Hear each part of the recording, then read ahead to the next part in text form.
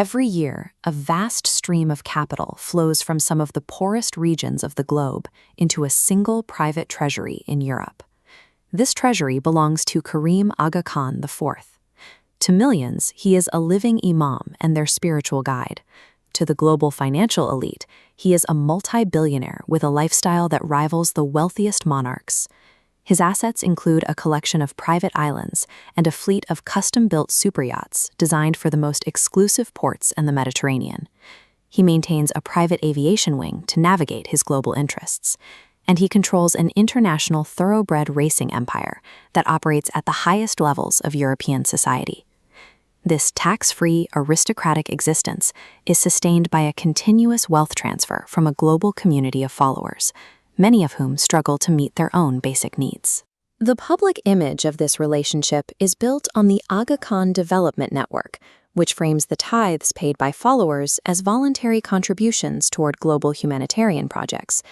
However, historical texts and testimonies from those within the community point to a different reality, one where these payments are driven by a complex system of psychological and spiritual pressure. This system ensures that the flow of capital remains constant by making the act of giving a requirement for spiritual safety. Followers are taught that their physical health, financial success, and the ultimate fate of their souls depend on their ability to meet the leadership's financial demands. To see how this works, we have to look at the specific mechanisms used to ensure that millions of people prioritize the imam's treasury over their own families.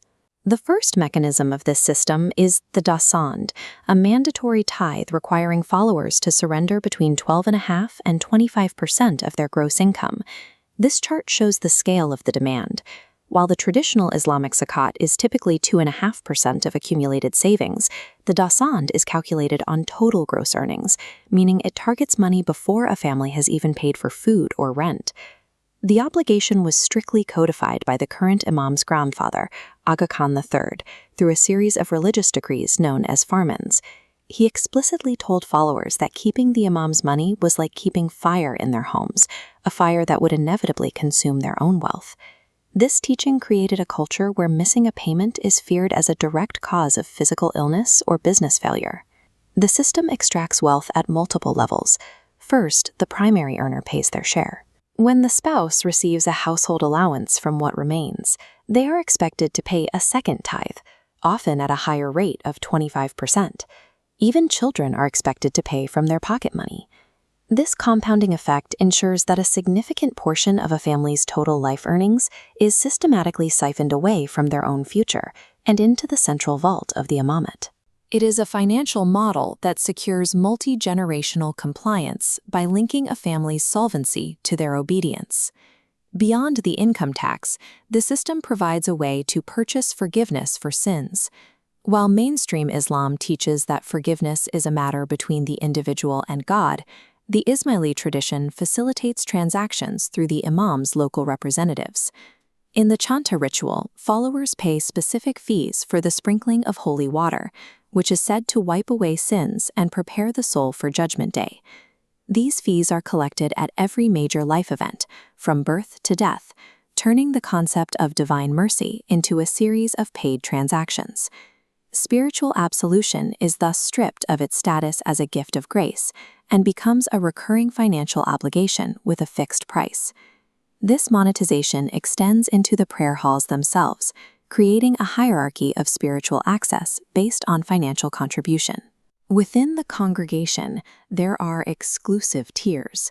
The Mubarak Mandali is a group reserved for those who commit to paying 25% of their income rather than the standard 12.5%. Membership in this tier grants access to secret meetings, private audiences with the Aga Khan, and special blessings that are withheld from the lower-paying members of the community. These high-tier contributions are often paid in physical cash without receipts, making the most significant part of the imam's income difficult to trace or audit. The result is a religious environment where spiritual elevation and proximity to the guide are directly proportional to the cash a follower can provide. Why do millions continue to pay these high percentages, even when it affects their ability to save for their own children's future?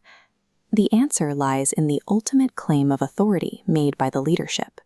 In 1910, Aga Khan the Thumb delivered a definitive mandate to his followers: do not at all reflect about the future.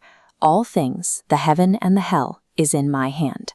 By claiming total control over the gates of salvation, the leadership ensures followers remain financially tethered to the Imamat from the cradle to the grave. Every month, working-class families wait in lines to hand over untraceable cash, believing it is the price of their spiritual safety. That cash supports the Aga Khan's global network of luxury estates, private jets, and racing stables.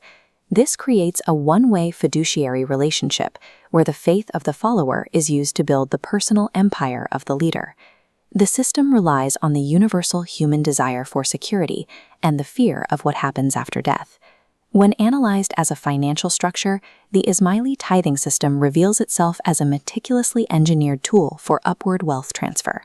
Charity is traditionally intended to protect the vulnerable and redistribute wealth to those in need.